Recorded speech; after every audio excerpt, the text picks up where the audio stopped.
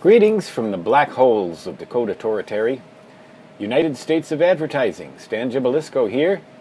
Just a little rant and a little warning and a little advice for all of you, especially if you're young and you don't have health insurance, or you do, but you haven't been sick yet.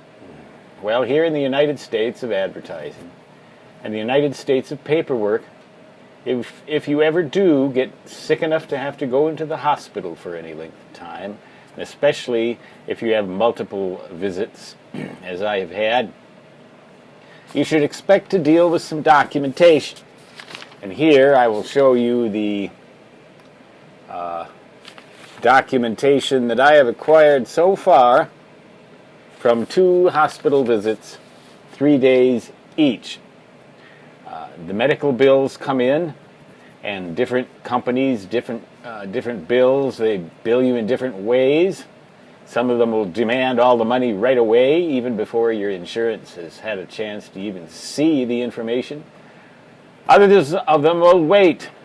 But if you expect the numbers to all line up real neatly, you got a real big surprise, a real big shock coming. Moreover, one of the people who has served my interests here to keep me alive has suggested that I hire an accountant to handle all of this. So maybe you might want to get an accountant in addition to all of your medical insurance and keep that accountant on retainer and let him or her handle everything for you. You can't just expect that if you get sick and you have to go into the hospital that you're going to get well, or they're going to try and make you well, and then that'll be the end of it. Now, I'm on medication for pain and anxiety, which causes my concentration to be a little bit less than ideal. I don't know if any of you have noticed that, because it's always less than ideal, but it makes it very, very difficult to keep track of all of this stuff properly. So my philosophy here is to just wait until they come after me, maybe with lawyers, guns, and money. One of the hospitals just called me the other day, wanted to talk to me. They said I had an outstanding bill, and I said, well, duh.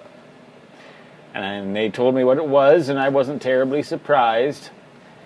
But they said, I would like to make arrangements for payment. And I said, well, that's fine. There's just one little catch.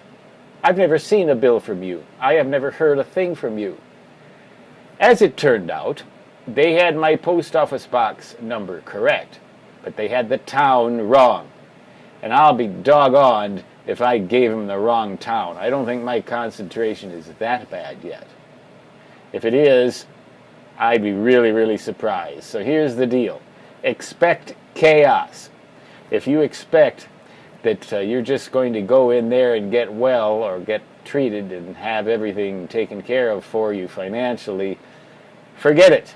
And that is one of the reasons why, even as a Republican, and I know this is going to rile some people up, I favor single-payer, socialized medicine paid for with a special value-added tax, and then no more insurance premiums, no more paperwork like this. There's just, of course, there are disadvantages to a scheme like that. And that one of the main disadvantages to a scheme like that is it'd probably be a little harder to argue with the government than it would be with a private company. But if you're flat on your back, near death, and you're thinking you're going to argue with anybody, forget it. It's a mess. Sometimes I wonder if, when you finally get sick, you might not just find things a whole lot easier if you go ahead and die.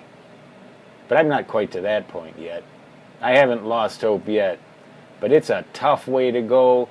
And if you don't have medical insurance, well, I don't know what to tell you.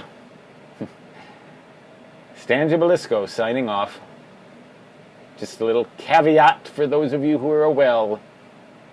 Don't expect it to last it forever. And when it does start to go, expect chaos. Until next time, good luck. You'll need it. So long.